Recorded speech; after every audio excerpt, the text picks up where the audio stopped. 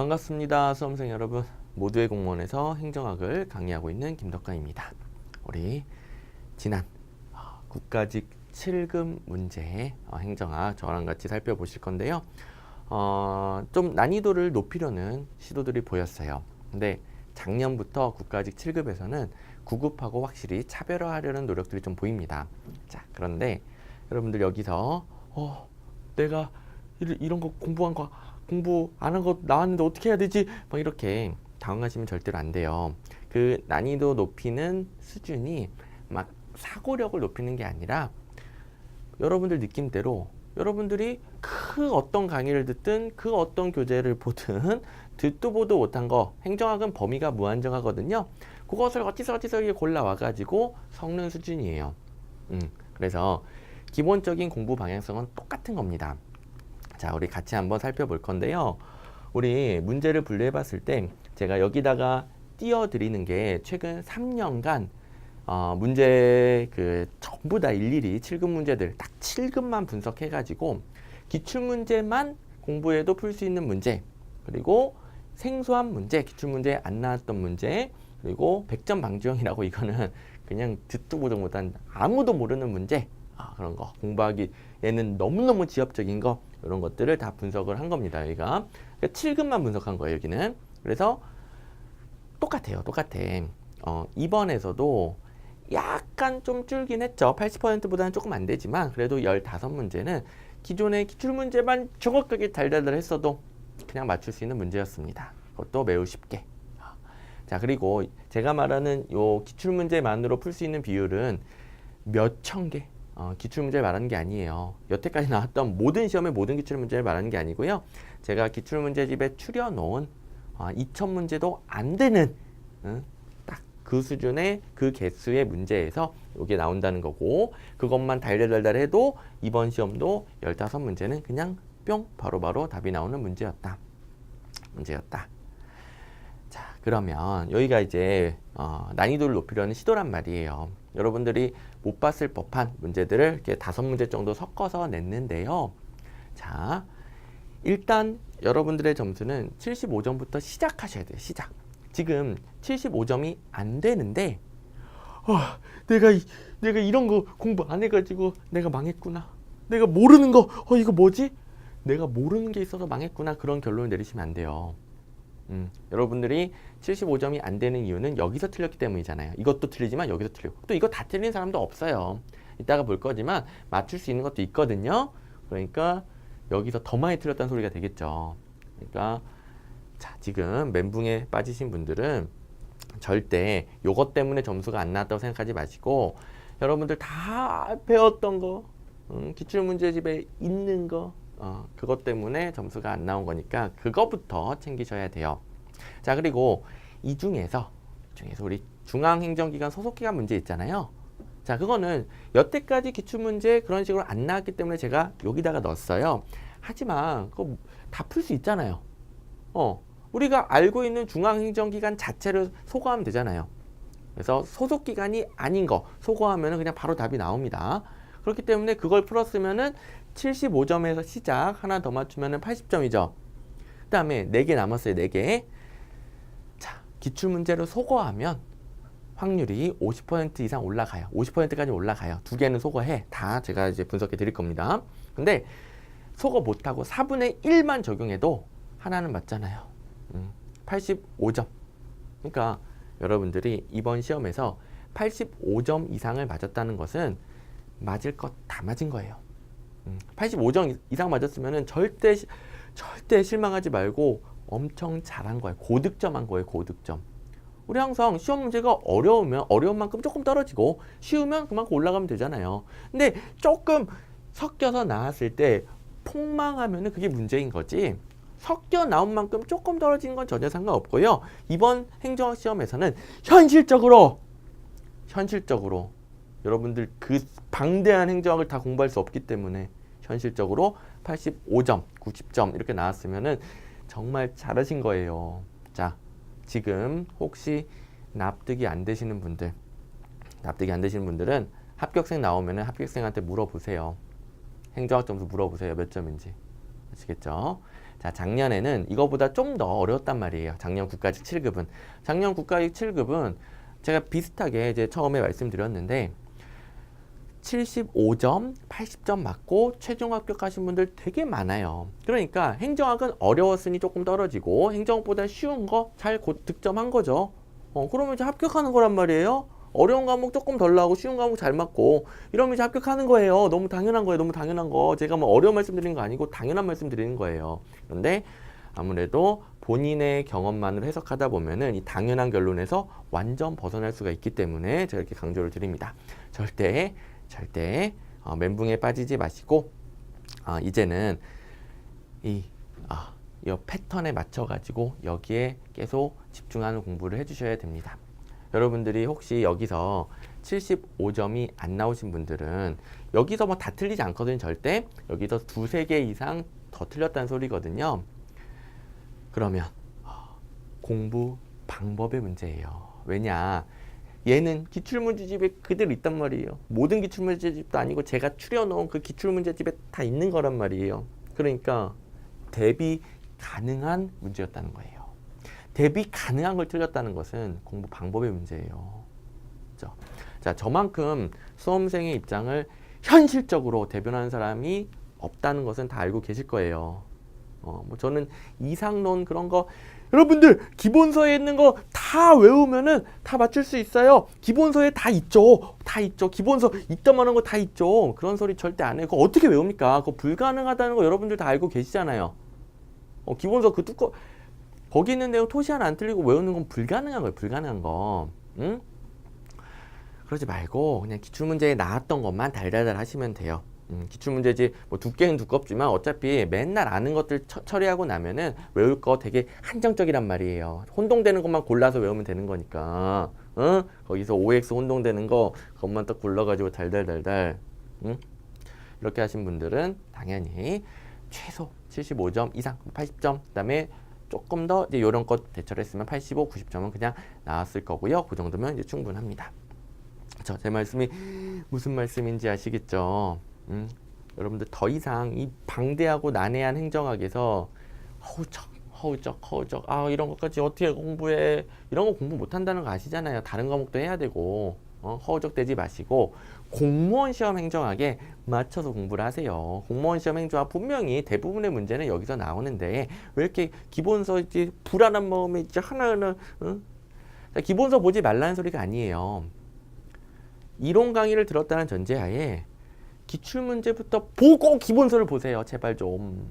이게 기본서 봐야 됩니까? 기출문제 봐야 됩니까? 무엇이 맞는 겁니까? 그런 논의 좀 하지 말고 둘 중에 뭐 봐야 됩니까? 이런 논의한다는 것 자체가 그냥 아예 그냥 수험생활에 관련된 개념이 안 잡힌 거고, 이론 강의 듣고 나서는 기출문제 먼저 보고 기출문제 패턴을 파악한 다음에 이런 게 나오는구나, 그걸 바탕으로 기본서를 보세요. 그러면 기출문제에 나왔던 거 그대로 나온 것도 맞추고 패턴을 아니까 예측 능력이 생긴단 말이에요. 예측 능력을 가지고 기본서 중에서 나올 만한 것들만 골라서 보셔야죠.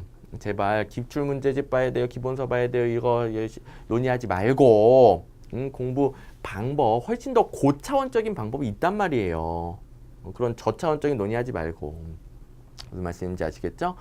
자, 그래서 이 문제 지금 분석을 해드렸는데 실제 문제를 제가 또 풀어드릴 건데 다 기출문제, 기존의 문제하고 15문제는 일일이 비교하면서 똑같죠? 이렇게 해설을 다 해드릴 거예요. 뭐 해설 들어보신 분들은 알겠지만 처음 들어보신 분들은 기출문제랑 일일이 비교를 해드릴 테니까 이걸 바탕으로 해서 저렇게 공부해야 되는구나, 다 있구나, 이 방향성을 잡아주시면 되겠습니다. 그리고 이쪽은 제가 대처 요령을 가르쳐 드릴게요.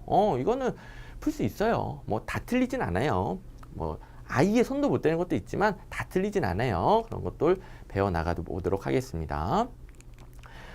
자, 그래서 우리 85점 맞았으면 안심하시고 70점 이하 분들은 자, 여기 공부방향 잘 잡으러 가봅시다. 자, 일단 출제 영역 약간의 특이사항이 있는데 행정학 총론이 평소보다 엄청 조금 나왔죠. 근데 이거는 뭐 의미를 둘 필요는 없어요. 이거는 계속 바뀔 거예요. 그러니까 행정학 총론 앞으로 계속 안 나올 건가 보다 이런 의미 부여하지 마세요. 아무 의미 없습니다. 그냥 우연이고 고르다 보니까 그렇게 된 거고 다시 또 올라갔다 내려갔다 올라갔다 내려갔다 할 거예요. 그다음에 얘가 좀 배신이죠. 배신. 국가직 같은 경우에는 지방자치론 많이 안 나왔는데 이번에 세 문제나 나왔습니다. 근데 두 문제는 원체 중요한 주제라서 보자마자 답이 나와야 되는 그런 주제가 되기 때문에 두 문제는 맞았을 거고요. 한 문제 정도만 여러분들이 조금 고민해서 그래도 기출문제 있는 거 제거하면은 확률 50%. 그래서 2.5문제는 여러분들이 당연히 풀었어야 되는 문제니까 개수는 배신이긴 해도 그래도 뭐 특별히 어렵지는 않았을 겁니다. 자, 그래서 여기 약간 특이사항이 있지만 이거 의미 두지 말자. 여기는 당연히 맞췄어야 되는 것이다. 자, 이제 문제 가봅니다. 행태적 접근 방법에 대한 설명으로 옳지 않은 것은 너무너무 고마운 문제가 하나 나왔죠? 이거 어떻게 틀립니까, 이거? 연구에서 가치와 사실을 구분하지 않는다가 아니라 두 개를 구분하고 사실을 연구하는 게 행태론이다. 뭐 행태론 하면 이거부터 배우잖아요? 왜? 사실만 증명 가능하고 가치는 증명 가능하지 않기 때문에 행태론은 경험적으로 관찰해서 증명 가능한 것만 연구 대상으로 삼습니다. 그래서 사실, 객관적 대상, 그리고 주관이나 의식은 배제, 이렇게 실제로 증명 가능한 것을 연구하는 것을 논리 실증주의라고 하죠. 다 맞는 표현이고 여기 틀렸고, 그다음 이거는 행태의 규칙성 및 상관성, 인과성을 가정하기 때문이에요. 그러니까 모든 인간은 어떠한 인과관계에 따라 행동한다는 거죠. 이것을 경험적으로 관찰해서 증명하겠다는 겁니다. 자, 그리고 집단이 되면서 사람의 특징이 막 바뀐다 그렇게 생각하지 않아요. 인간의 행태를 연구한다는 것은 한 사람을 연구한다는 소리잖아요. 그 한 사람의 행동, 다른 사람의 행동 크게 다르지 않아요. 집단위대로 다르지 않아요. 행태가 규칙적이라고 봐요. 규칙적. 그래서 인과관계가 규칙적이다. 그러니까 집단적인 연구가 아니라 방법론적 개체주의를 취한다. 이거 설명은 못하더라도 개체주의라는 것을 암기하고 있으면 맞는다는 거 아시죠? 개체주의를 전체주의 이렇게 바꿔서 틀리게 되는 거니까 어쨌든 내용도 좀 참고만 해두시고 여기 개체주의 결론을 남겨주시기 바랍니다. 자, 답은 2번이 되겠고요. 자, 문제 수준이 이렇습니다. 자, 2점 문제, 기출문제집에 있는 문제 보시면 가치와 사실을 행태로는 구분한다. 이걸 갖다가 구분하지 않는다. 이렇게 바꿔서 내는 게 우리 기출문제 수준이에요. 우리 뭐 엄청난 행정학은 열나 어렵죠. 행정학 연락이 어려운데 우리가 푸는 문제 수준은 이렇습니다. 그러니까 여기에 제발 맞춰서 공부하셔야 돼요. 공부 범위 무한정 넓히지 말고 뭘 이렇게 이게 단순한 문제 푸는데 뭐 이렇게 행정학을 심오하게 공부합니까? 기초적인 거 딱 이해하고 바로 문제 풀어야죠. 문제. 그렇죠? 그다음에 당연히 사실, 증명 가능한 사실을 연구합니다. 자, 이렇게 연구할 수 있는 이유는 사회 현상하고 자연 현상을 동일하다고 보기 때문이에요. 사회 현상에서 가치를 배제하기 때문에 동일하다고 볼 수 있는 거죠. 가치를 배제하고 사실만 연구한다. 논리 실증주의에 맨날 나오던 것들이 되겠습니다. 자, 그다음에 신엘리트 이론. 신엘리트 이론이 뭐냐? 우리 무의사결정론이 신엘리트론이다 배웠죠? 아주 기초적인 문제가 하나 나왔는데요. 모스카나 미엘스 등에 의해 대표되는 고전적 엘리트 이론이 있고요. 밀스, 헌터도 고전적 엘리트론 그 시기예요. 자, 같이 이 사람들을 언급하진 않은데요. 바로 다음 세대고요. 신엘리트론 아닙니다. 우리 고전적 엘리트론 할 때 같이 배워버리고 그 다음에 다원주의가 비판하고 그 다음에 신엘리트론 등장하잖아요. 신엘리트론은 뭐다? 무의사결정론이다. 무의사결정론. 자, 그래서 무의사결정론 내용은 1번, 3번, 4번 이런 거죠. 엘리트들에게 안전한 이슈만을 논의하고 불리한 문제는 거른조차 못하게 봉사하는 무의사결정론. 이게 이 자리에 들어와야 됩니다. 바흐라우와 바라츠의 무의사결정론. 자, 무의사결정론 어때요? 권력이 의사결정함으로써 행사되는 것도 있지만 차단함으로써, 엘리트들에게 불리한 이슈를 차단함으로써도 행사되기도 한단 말이에요. 그러니까 일십이라고 했죠. 일십. 억압, 도전을 억압함으로써 무의사결정한다. 그래서 정책 결정에 영향을 미치는 정치 권력은 두 가지 얼굴이 있는데 다원주의는 하나의 측면만을 고려했어요. 의사결정하는 측면만을 고려한 거예요. 그 점을 비판하고요. 다른 측면이 있다. 무의사결정이 있다. 차단하는 원리. 엘리트는 정책 문제의 정의와 의제 설정 과정에서 차단합니다. 이걸 갖다가 은밀한 영향력을 행사한다라고 하죠. 이거는 잘 안 보여요. 관찰이 어려워요. 뒷부분은 아무것도 아니고요. 관찰이 어려우니 실제로 증명하는 실제로 증명하는 분석 방법론 활용이 어렵겠죠. 뒷부분은 전혀 중요하지 않고요. 의사결정론 딱 챙겨두시고 2번 고르면 되는 문제가 되겠습니다. 무의사결정론은 어마어마하게 나왔고 지금 매 강의마다 요새 엄청 나온다고 제가 엄청나게 강조드렸죠. 보시면 신 엘리트 이론이라 할 수 있는 바흐라우와 바르츠의 무의사 결정론은 밀스 헌트 아니고 바흐라우 바르츠의 무의사 결정론 있고, 얘는 이제 보는 김에 보는 건데요. 달의 고전적 다원주의를 비판했다라고 방금 전 문제에도 있었죠. 문제 내는 수준은 이렇습니다. 답은 됐고, 그래서 여기 기출문제 확인해 보시고, 네, 3번 문제. 자, 이게 생소한 문제긴 해요. 여태까지 기출문제에서 없던 문제예요. 그런데 못 풀면 안 된다. 그래서 얘는 못 풀면 안 돼요. 왜? 우리 공정거래위원회, 중앙행정기관, 뭐 교육청 이런 거 빼고는 중앙행정기관이잖아요. 그러니까 뭐 지방경찰청, 소방청 이런 특별지방행정기관 말고 중앙행정기관으로서 청 있잖아요. 뭐 다 외울 수는 없더라도 특별지방행정기관인지 중앙행정기관인지 그건 구분할 수 있잖아요. 그건 이제 지방자치론에서 또 배우니까. 그다음에 조직이론에서도 배우고. 치우면 이제 답 나오네요. 리을 미음 답은 4번이 되겠고요. 중앙행정기관에 소속기관 하면 특별지방행정기관하고 부속기관을 말하는데 개수가 수백 가지가 넘습니다. 자, 선생님 이거 몰랐어요. 저도 몰라요. 수백 개가 넘어, 수백 개가. 나도 몰라, 나도 모르는 거 공부를 왜 합니까? 응? 자, 이거는 외우는 게 아니에요. 이거 다 공부해야 되나 찾아보지 마세요. 이거 몰라서 이 문제 틀린 거 아니에요. 니은, 디귿, 비읍 못 지었기 때문에 틀린 겁니다. 아시겠죠? 그래서 4번 해주시면 되겠고요. 이건 당연히 맞췄어야 되는 문제, 생소하지만. 그 다음에 4번 혼합주사 모형에 대한 설명으로 옳은 것은, 일단 답은 바로 나오죠. 3번 정책의 결정을 근본적 결정과 세부적 결정으로 구분한다. 뭐 혼합주사 모형의 핵심이잖아요. 핵심. 너무나 쉬운 문제가 등장했고, 2번 보시면 갈등의 준해결, 문제중심 탐색, 불확실성 회피, 조직의 학습, 표준화 절차. 제가 이 키워드들은 회사 모형에서 그냥 그대로 출제된다고 그랬죠. 키워드 자체가 출제된다고 그랬죠. 매번 강조드렸던 거 회사 모형의 시그니처들입니다. 그다음에 상황 변화에 따른 새로운 정보에 초점을 맞추는 것이 아니라 극히 제한된 투입 변수의 변동에 주의를 집중한다. 변수를 좀 제한적으로 설정한다. 이거는 합리 모형하고 대비되는 거예요. 합리 모형은 모든 걸 다 따지지만 제한적으로. 정책 결정 과정을 이미 프로그램화되어 있는 특정한 상태를 유지하기 위한 것으로 파악한다. 우리 9까지 9급에도 나왔는데 자동 온도 조절 장치처럼 온도가 올라가면은 다시 줄이고 내려가면은 늘리고 이렇게 일정 온도를 자동 프로그램으로 조절하는 거. 이거 올라가면은 환류, 내려가면 환류. 환류를 강조하는 사이버네틱스 모형이죠. 그래서 한정된 변수, 자동 프로그램화된 환류 시스템 둘 다 사이버네틱스 모형이 되겠습니다. 물론 뭐 1번, 4번 어렵죠. 눈치를 못 챘어도 3번은 못 골라내면 절대 안 되죠. 자, 혼합탐사 모형. 정책을 근본적 결정과 세부적 결정으로 나누었다. 근본적 결정과 세부적 결정을 구분한다. 뭘 똑같나. 됐죠?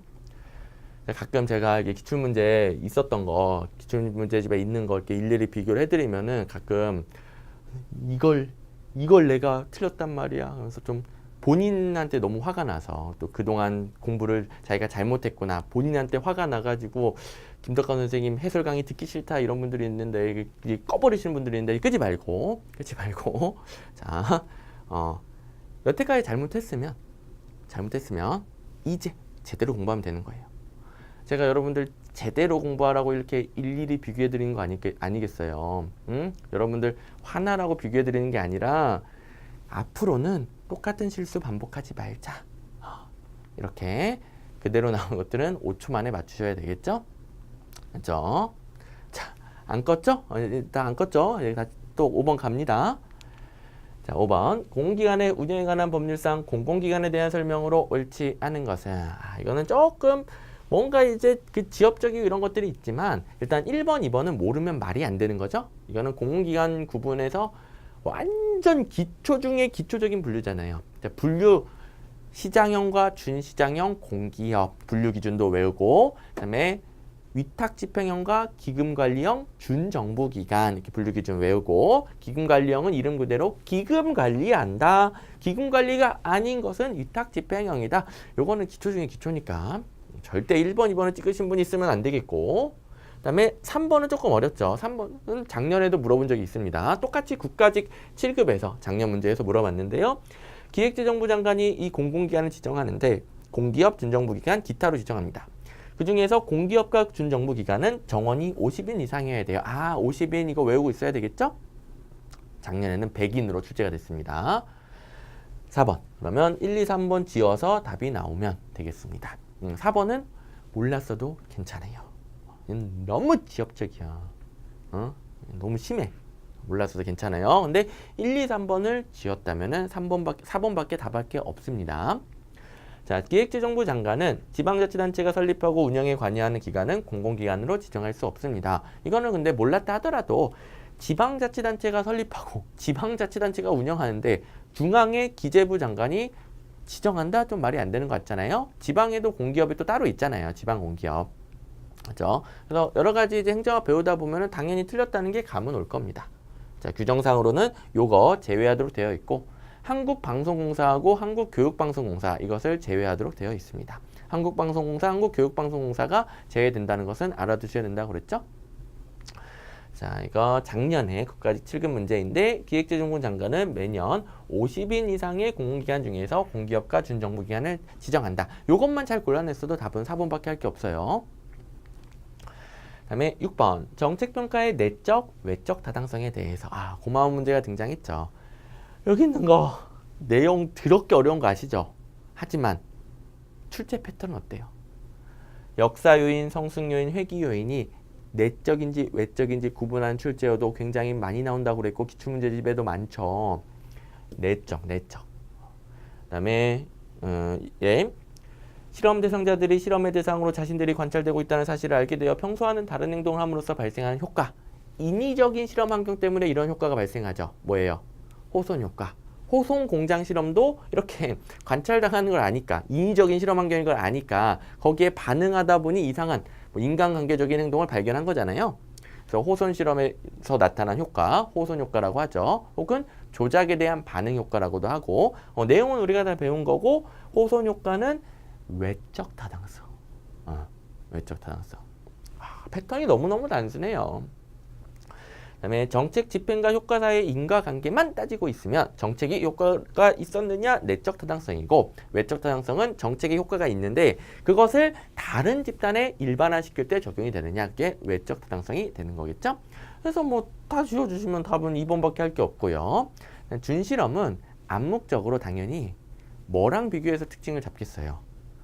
자, 우리 진실험, 준실험, 비실험 배울 때 진실험이 가장 이상적인 실험이에요. 준실험을 논하면은 가장 이상적인 실험인 진실험에 비하여 준실험이 갖는 이런 맥락이 당연히 생략돼 있겠죠?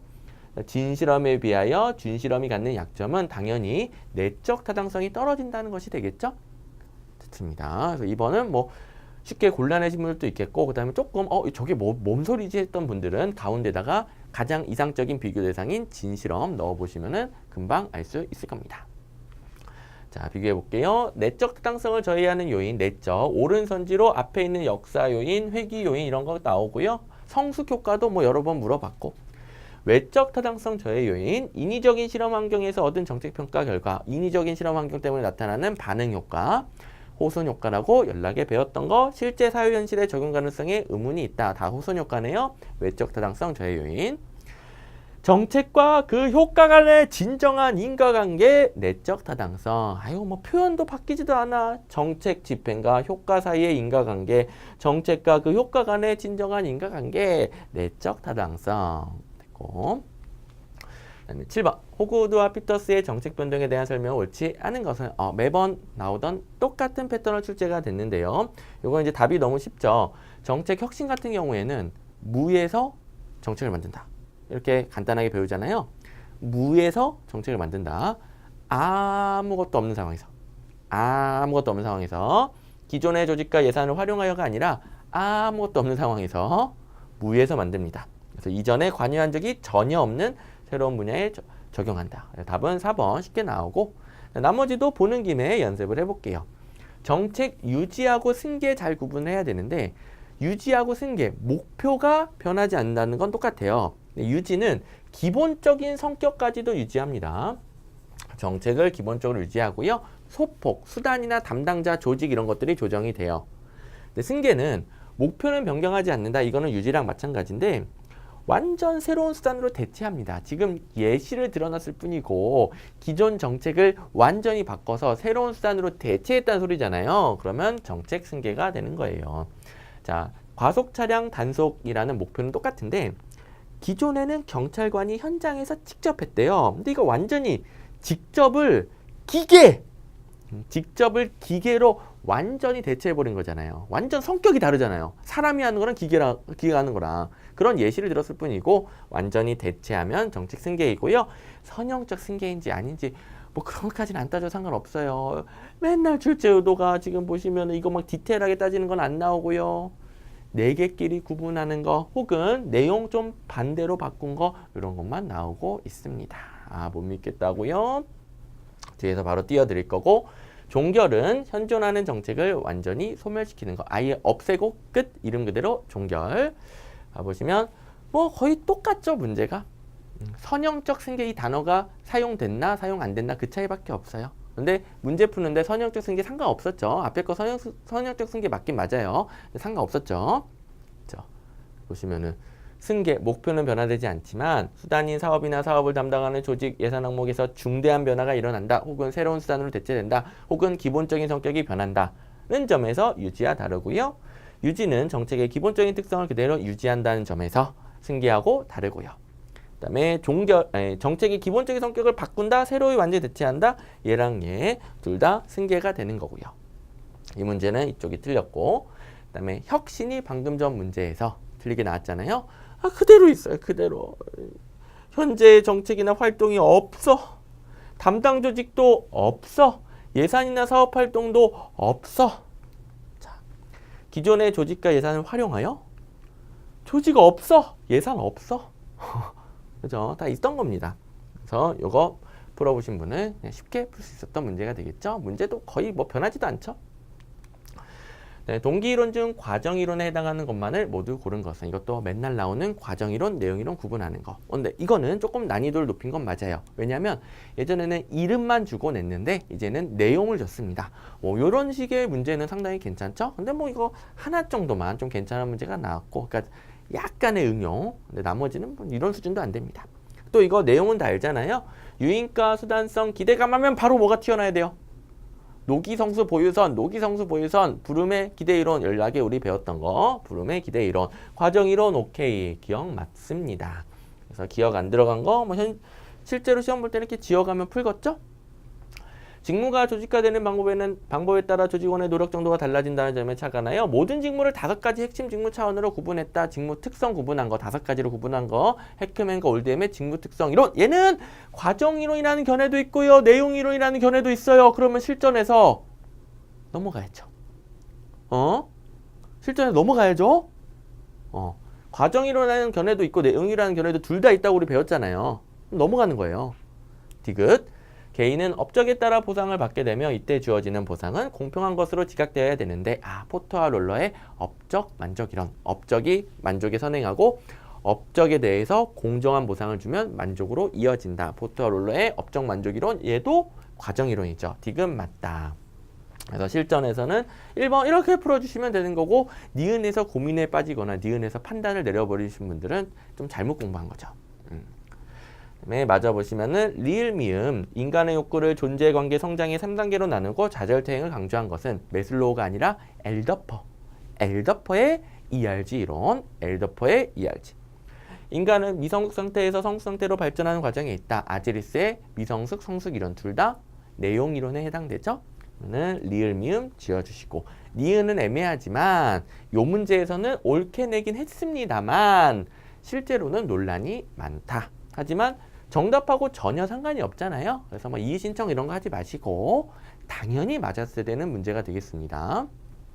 자, 옛날 문제 패턴을 점검해 보시면 동기부여 이론의 성격이 다른 하나 해놓고 내용 이론, 과정 이론, 자 하나만 다른 거 이런 식으로 문제를 내거나 내용 이론이냐 과정 이론이냐 직접 물어보거나 되게 많이 나왔어요.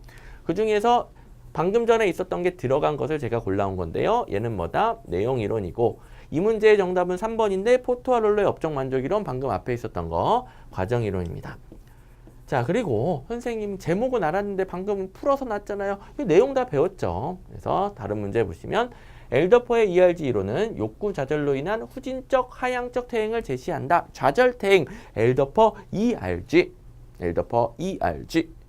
아지리스는 개인의 성격은 미성숙한 상태에서 성숙한 상태로 변화하며 요 두 문장이 앞에 있었던 거잖아요. 그래서 눈치채셨어야 되겠죠. 그다음에 9번. 공무원 임용 시험의 효용성을 측정하는 기준. 타당성, 신뢰성 막 이런 거 나오는데요. 너무너무 고마운 문제가 출제됐네요.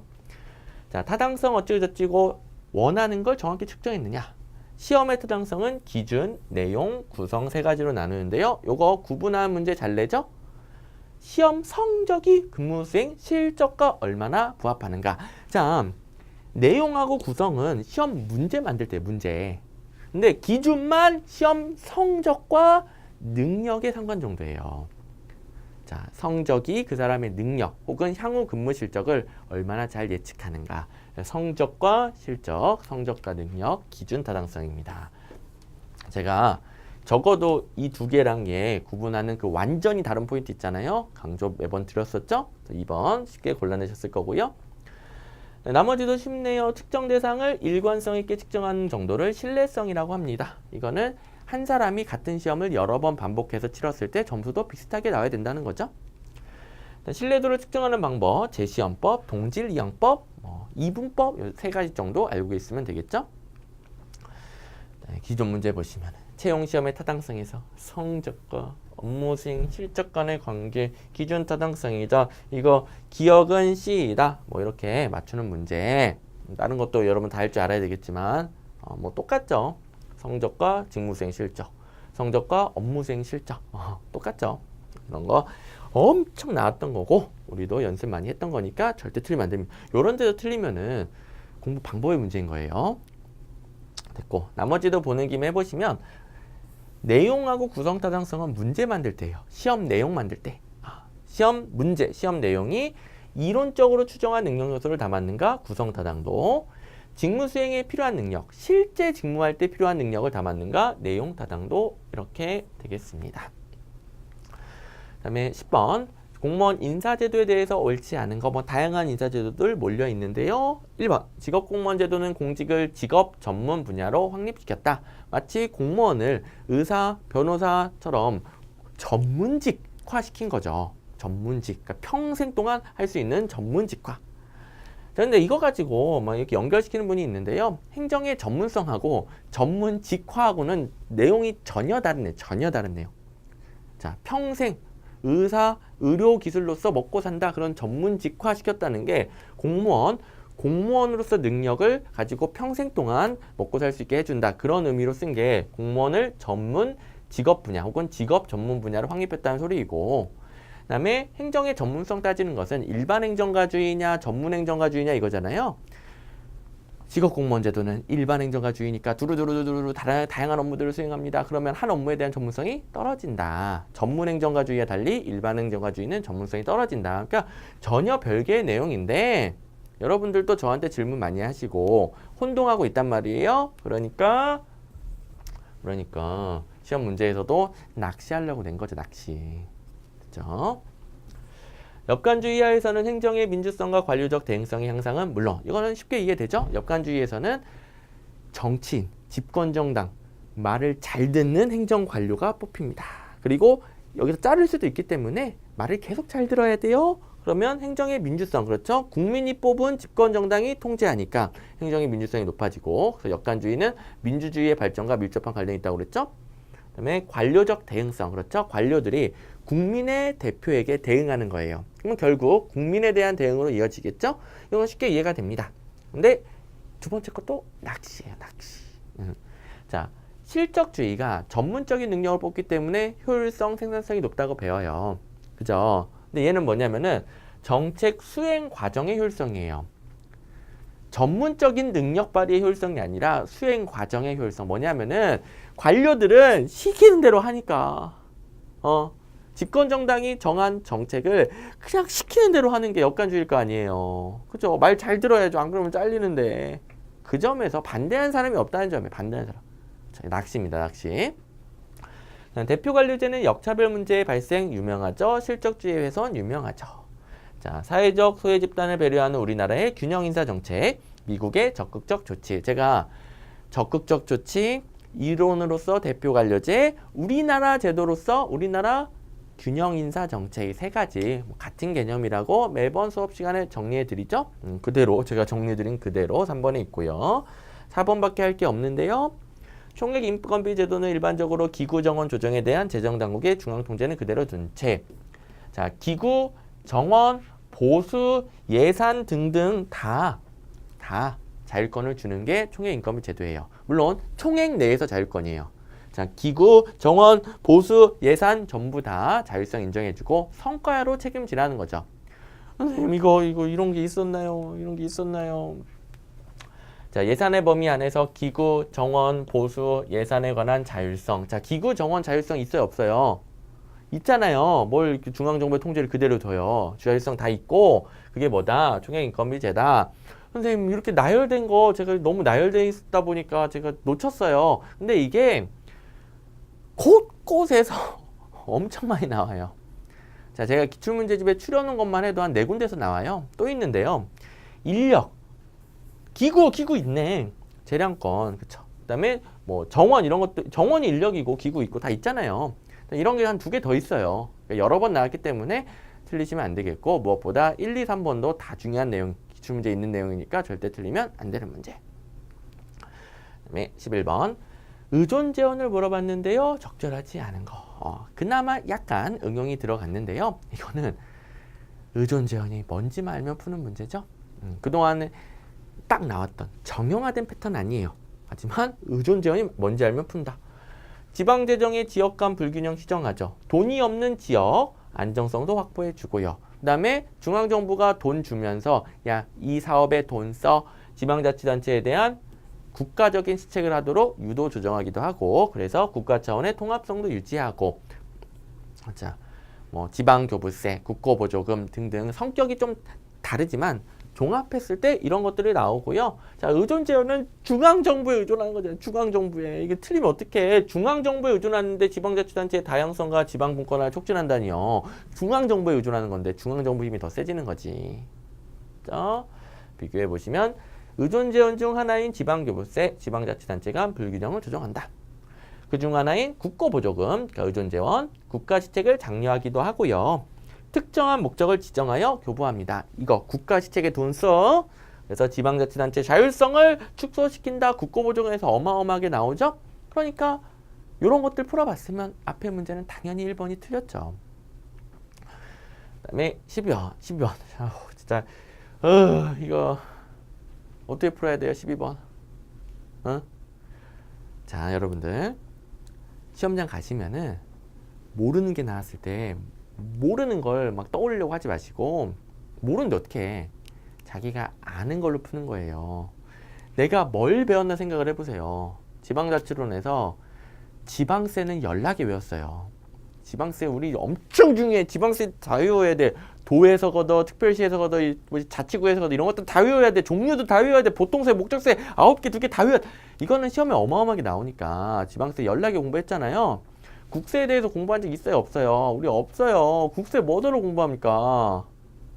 그래서 국세 물어봤는데요. 지방세 지우라고요. 지방세.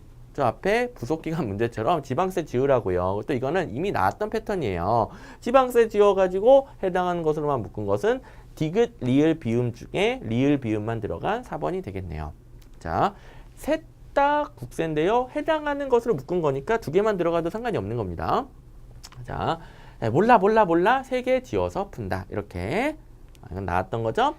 지방세만을 고르세요 하면은 이번에는 동그라미 치면 되잖아요. 그렇죠. 취득세, 등록면허세, 자동차세. 취득세, 등록면허세, 자동차세 이것조차도 안 바꿨어. 취득세, 등록면허세, 자동차세. 그 다음에 재산세도 지방세. 자, 이렇게 물어보면 동그라미 치라는 거고, 국세를 물어보면 X 치라는 거고, 이거 차이밖에 없잖아요. 항상 우리 모르는 거 나왔을 때 당황하지 말고 내가 아는 걸로 해결하려고 해야 됩니다. 우리 속어법 있어요. 속어법. 그렇죠? 자, 보는 김에 외워봅니다. 지방세는 보통세랑 목적세로 나눠지잖아요. 자, 목적세 두 개밖에 없으니까 먼저 외우면 지방교육세, 지역자원시설세. 그다음 보통세, 지방소비세, 취득세, 레저세, 재산세, 등록면허세, 자동차세, 주민세, 담배소비세, 지방소득세 이렇게 9가지죠. 이거는 달달달달달. 자, 13번. 얘는 좀 처음 나온 문제인데요. 얘를 모르면 말이 안 되죠. 이건 정답률 50%짜리입니다. 아무리 처음 봐도 정답률 50%예요. 4분의 1 아니에요. 제발 이거 틀리신 분은 없기를 바랍니다.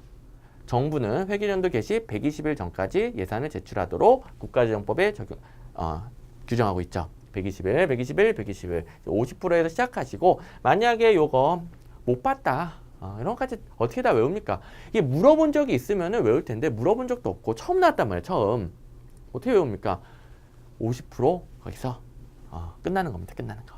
그렇죠? 정답만 참고해 보세요. 광역지방자치단체는 50일, 기초자치단체는 40일입니다. 그래서 120일, 50, 40 이렇게 정답만 쭉 정답만 됐죠?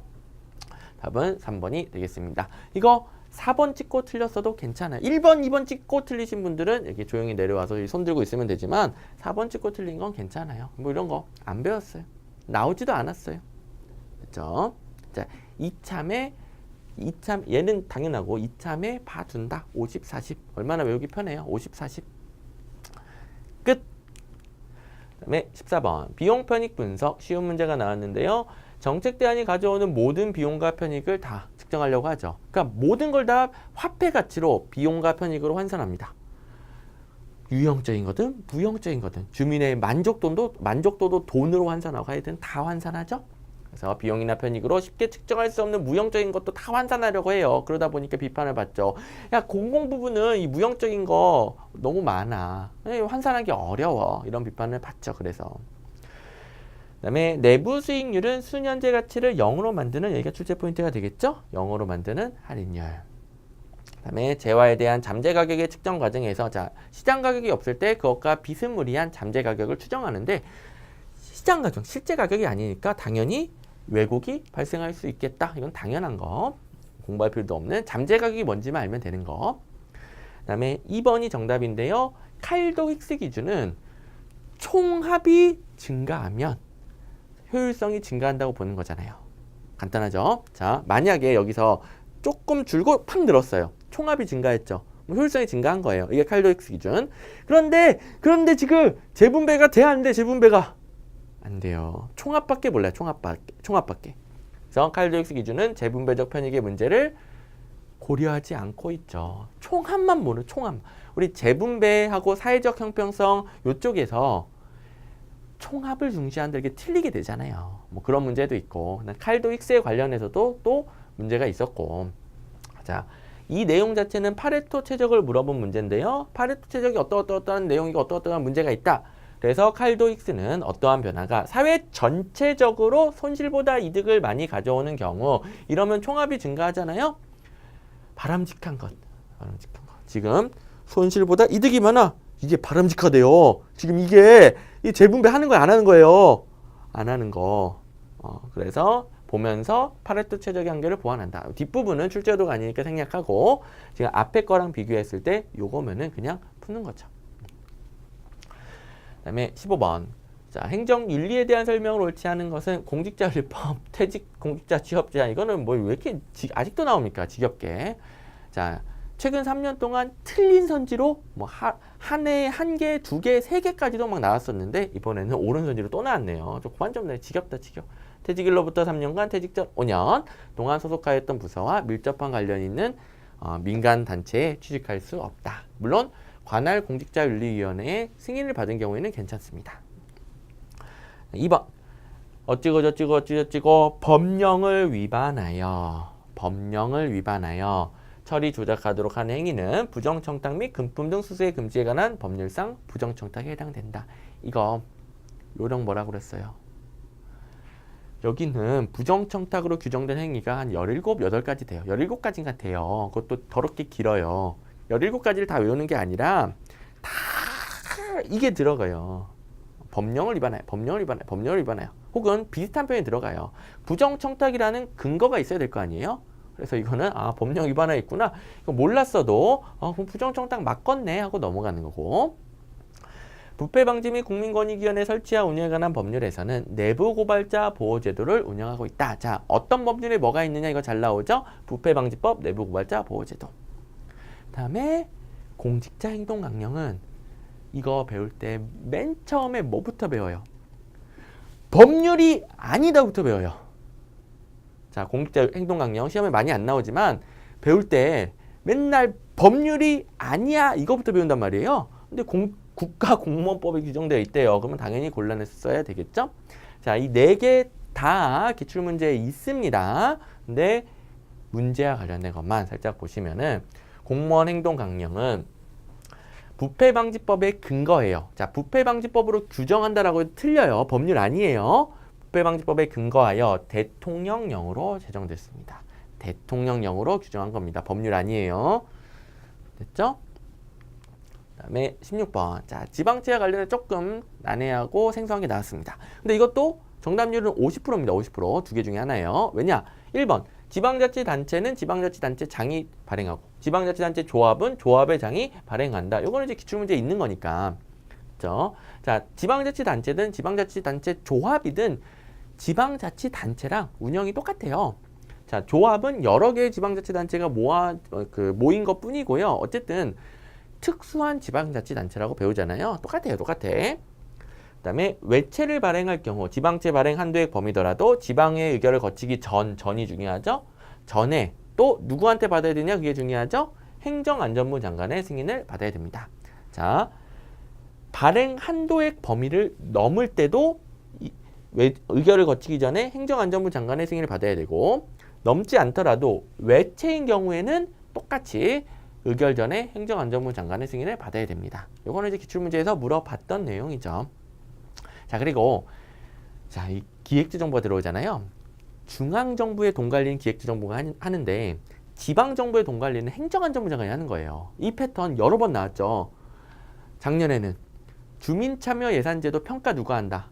주민참여 예산 지방에서 하는 거 행정안전부 장관이 평가해요. 근데 기획재정부 장관이 평가하는 것처럼 이렇게 맨날 나오던 똑같은 패턴입니다. 우리 기출문제를 봐야 패턴을 알 수 있고 그거에 맞춰서 기본서도 볼 수 있다고 그랬어요. 답은 얘 지우고 두 개 중에 하나입니다. 그래서 50%예요. 50%. 생소한 문제지만 50%예요. 50%. 50%가 안 됐다는 것은 기출문제 공부가 제대로 안 된 거예요. 자, 2번. 이미 발행한 지방채의 차환을 위해서 지방채를 또 발행할 수 있어요. 그러니까 지방채 갚아야 되잖아요. 갚기 위해서 또 지방채. 이런 걸 이제 차환이라고 합니다. 차환. 가능합니다. 가능합니다. 몰랐던 분들은 그냥 가볍게만 보시고 뭐 중요한 건 아니고요.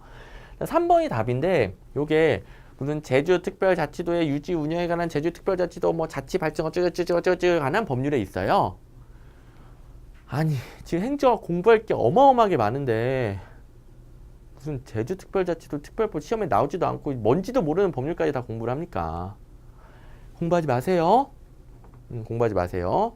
자, 얘는 나와요 계속. 근데 얘랑 대비되는 건데요. 얘는 자, 읽어보시면 외채 발행과 지방채 발행 한도액의 범위를 초과했어도 그냥 뭐 행정안전부 승인 없이 도의회 의결로 가능하대요. 얘랑 대비되잖아요. 자, 이게 일반적인 규정이고요. 제주특별자치도에만 어쩌고 특별법이 있고 거기서 규정한 거라면 그걸 어떻게 공부합니까 도대체?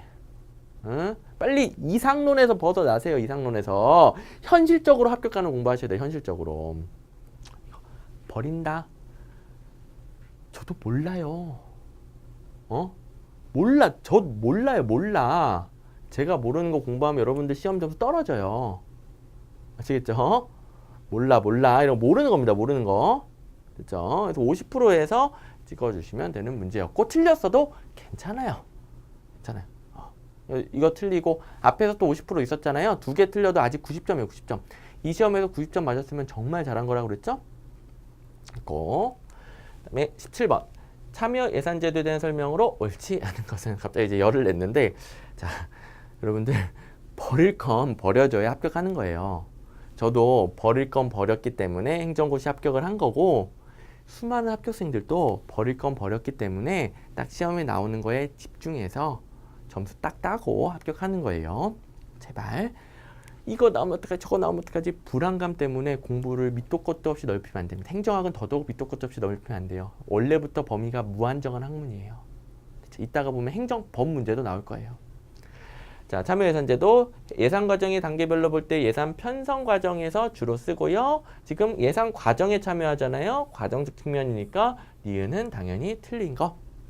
이거는 뭐 앞에 문제가 어려웠는지 미안해서 좀 이렇게 너무너무 쉬운 거 하나 줬네요. 너무 당연한 게 나왔고, 그다음에 주로 지방정부에 많이 씁니다. 우리나라도 중앙정부에 올해에나 도입이 됐어요. 근데 주로 지방정부. 자, 우리나라 얘기가 아니라 주로 어디에 적용되냐 그거니까 당연히 맞고, 자, 모두 가능합니다. 브라질의 포르투 알레그릿이 맨날 참여예산제도 할 때 하나씩 껴나옵니다. 대표적인 성공 사례예요. 자, 재정민주주의와 관련되죠. 주민참여예산제도는 예산 편성 과정에 주민참여를 확대한다. 이 문제 외에도 다 예산과정, 예산과정, 예산과정, 예산과정, 예산과정 이렇게 언급하는 게 주민참여예산제도. 자, 구체적으로는 아까 여기 편성과정이다. 이 정도만 더 챙겨두시면 되겠네요. 그 다음에 18번. 얘는 이제 100점 방지용으로 너네 이거 모르지? 하고 그냥 마구마구 낸 거예요. 지방자치론에서 세계 각국까지 이런 거 어떻게 다 이렇게 정리를 합니까? 전 세계를 어떻게 다 정리합니까? 자, 그런데 얘도 사실은 살짝만 그 감이 있었다면 풀 수 있는데요. 일단 미국 건국 초기래요. 연방에 관한 잘 모르겠어요. 넘어가고. 딜런의 규칙에 의하면 지방정부는 주정부의 피조물. 자, 지방정부가 주정부의 피조물이라고 했는데 뒷부분은 논리적으로 안 맞아요. 명시적으로 위임된 사항 외에도 포괄적인 권한을 가진다. 포괄적인 권한이라는 것은 위임 사항 외에도 더 가지는 거니까 권한이 크다는 거잖아요. 피조물 주제의 권한이 크다. 안 맞잖아요. 이거는 딜런의 규칙 처음 들어봤어도 풀어야 돼요. 내용이 안 맞잖아요. 그다음에 일본의 경우 얘도 이제 골라내야 되는데 뭐 강력한 중앙집권체제를 유지했는데 국가의 관여를 폐지하거나 축소시키는 등의 분권 개혁은 이루어지지 못했다. 지금 일본 지방자치 하잖아요. 일본이 지방자치 한다는 것은 여러분들 다 알고 계시잖아요. 당연히 틀렸죠. 일본 지방자치제도 시행 중입니다. 우리 일본 같은 경우에는 기간 대리평, 기간 통합평 할 때 기간 대리평적인 지방자치제도를 시행하고 있다 그런 걸 배웠잖아요. 그거는 이제 외웠던 거죠. 그러면 뭐 1번 아니면 3번인데 1번이면 3번인데 3번은 그나마 우리의 기억을 떠올려 보면은 주민자치 영미형 영미 그 의성 경북 의성에서 주민자치로 영미를 키웠다 이렇게 외웠죠. 주민자치 영미형. 영국은 주민자치고 주민자치는 개별적 지정주의를 적용합니다. 그래서 개별적으로 수권받은 사무에 대해서만 자치권을 보유해요. 그 이상은 일 못 시키고 그다음에 지방자치단체도 벗어나는 걸 하지도 못해요. 그냥 독립성이 매우 강한 거죠. 자, 영미형 주민자치, 중앙정부와 지방정부 독립성이 매우 강하다. 그래서 명시적으로 개별적으로 딱 시킨 것만 하고요. 그 외의 거는 해서도 안 되고 할 필요도 없고요. 됐죠? 그래서 그걸로 이제 3번 찍으신 분들은 와우, 너무너무 잘한 거죠. 너무너무. 근데 얘도 50%. 이걸 떠올리신 분들은 너무너무 잘했고요. 칭찬하지만 만약에 못 떠올렸다면 시험이 이제 급박하니까 50%. 자, 미국 건국 초기는 참고만 하세요. 건국 초기니까 연방정부가 힘이 없었어요. 연방과 주의 권한 명확히 구분됐습니다. 왜냐하면 주의 권한이 훨씬 셌어요. 주가 굉장히 독립적이었어요. 그렇죠?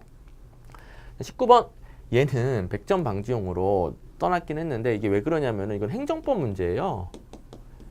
행정학에서 이런 걸 내는지 모르겠는데 행정법 문제이기 때문에 100점 방지용을 넣었을 뿐 여러분들 7급 공부하는 분들 있잖아요. 지금 7급 시험 보고 7급 해설 듣는 분들 행정법 공부하잖아요. 이거 다 맞으셨죠? 다 맞으셨죠 이거? 행정기관 사경제 주체로서 민원을 제기할 수 있다는 거 행정법에 나오잖아요. 그래서 이 해설 9급 공부하시고 행정법 안 하시는 분들 안 하시는 분들은 100점 방지용이고 행정법 하시는 분들이랑 7급 공부하시는 분들은 7급 일행직 하시는 분들은 해야 되잖아요. 이거는 100점 방지용이 아니고 공짜죠. 공짜. 무슨 말씀인지 아시겠죠? 이거 오케이. 나머지는 뭐 중요하지 않습니다. 민원과 관련해서 뭐 이러한 내용들은 참고만 하시면 되겠습니다. 그다음에 20번 마지막인데요. 국가재정법상 재정 건전화와 관련하여 다 기출문제에 나왔던 거 있고요. 1번만 안 나왔는데 2, 3, 4번 지우시면 됩니다. 국가의 회계 또는 기금의 국고채무 부담행위 당연히 국가채무죠. 국가가 채무를 부담하는 행위가 국고채무 부담행위니까 당연히 국가채무고 국가가 보증채무를 담당할 때에는 국회에 사전 승인을 받아야 돼요. 미리 받아야 돼요. 미리. 여기 사후라고 하면 안 돼요. 미리 받아야 됩니다. 이것도 나왔던 거고 정부는 국회에서 추가 경정 예산이 확정되기 전에 미리 배정하거나 집행할 수 없다. 이거는 맨날 복붙해서 나와요. 이건 한 글자도 안 틀리고 똑같은 문장이 맨날 똑같이 나옵니다. 그래서 2, 3, 4번 지우시면 1번이 되겠고 1번 같은 경우에는 사실 말이 안 되죠. 국세 감면율은 받아야 될 세금분에 감면한 세금이 돼야 되겠죠. 받아야 될 세금분에 감면한 세금. 근데 여기는 국세 수입 총액이잖아요. 수입 총액은 받아야 될 세금이 아니라 감면된 나머지죠. 감면된 나머지 분에 했으니까 말이 안 되죠. 감면율, 받아야 되는 거 분에 감면액. 이 감면율의 뜻만 알면 푸는 거잖아요. 안 배웠어도. 이런 건 뭐 어떻게 배웁니까? 근데 안 배웠어도 전체 분의 감면액. 여기는 전체가 아니라 실제로 받은 거. 그럼 어떻게 해야 돼요? 어떻게 해야 돼요? 실제로 받은 거랑 감면액을 합쳐야 전체가 나오고 그 중에 감면액 이렇게 해야 되겠죠? 1번이 틀렸습니다. 문제 보시면 국고채무 부담행위 어쩌고저쩌고 다른 것도 중요하지만 일단 여기에 집중. 국가가 채무를 부담하는 행위로서 국가채무고 재정 건전화를 위해서 국가 보증 채무 부담. 자, 국가재정법상 재정 건전화 관련해서 이거 잘 물어봅니다. 국가 보증 채무 부담 시 국회에 사전 의결 미리 받아야 된다. 그다음에 정부는 국회에서 추가 경정 예산안이 확정되기 전에 이를 미리 배정하거나 집행할 수 없다. 이거는 뭐 한 글자도 안 틀려. 한 글자도. 똑같이 컨트롤 C, 컨트롤 V. 그래서 3개 골라주시면은 1번밖에 할 게 없는 이렇게 마무리가 되겠습니다. 자, 제가 여러분들 공부 방향을 잡아드리기 위해서 어찌 보면 되게 재수없게 해설을 하고 있는데 여러분들 그동안 좀 공부 방향 잘못 잡았다 하더라도 이제는 고치셔야 돼요. 고쳐야 돼. 아무리 재수 없어도 이걸 받아들이시고 여러분들의 다음 합격을 위해 실력 향상을 위해 써주셔야 돼요. 더 이상 헤매지 마세요. 자, 그래서 향후 시험 15문제는 당연히 앞으로 절대 틀리면 안 돼요. 그 다음에 생소한 문제 3개가 있는데요. 3번, 16, 13번, 16번인데 여기는 다 중요하진 않아요. 그냥 생소하다 정도이지 정답만 참고하시면 되겠습니다. 그리고 100점 방지 2문제가 있는데 19번은 행정법 문제예요. 그냥 무시하시면 돼요. 또 뭐 너무 쉽게 맞추신 분들도 있죠. 어쨌든 무시하시면 되겠고 그 다음에 18번 얘는 뭐 딜러 어찌고 전국가. 자, 제가 말씀드린 대로 영미형, 영국, 주민자치, 개별적 지정주 이렇게 푸신 분들은 굉장히 잘한 거고 그다음에 그렇게 풀기에는 좀 난이도가 있었으니까 만약에 실전에서 못 풀었다 하더라도 괜찮고 딱 3번 영미형 제가 말씀드린 그 정답만 참고하시기 바랍니다. 1, 2, 4번 말고 영국 제가 말한 것만 됐죠? 여기까지 대비해 두시면 되겠습니다. 자, 1시간 동안 여러분들 너무 고생 많으셨고요. 꼭 제 진심이 전달돼서 여러분들 실력이 팍팍팍 늘어나시기를 기원합니다. 자, 본 수업 시간에 뵙도록 하겠습니다.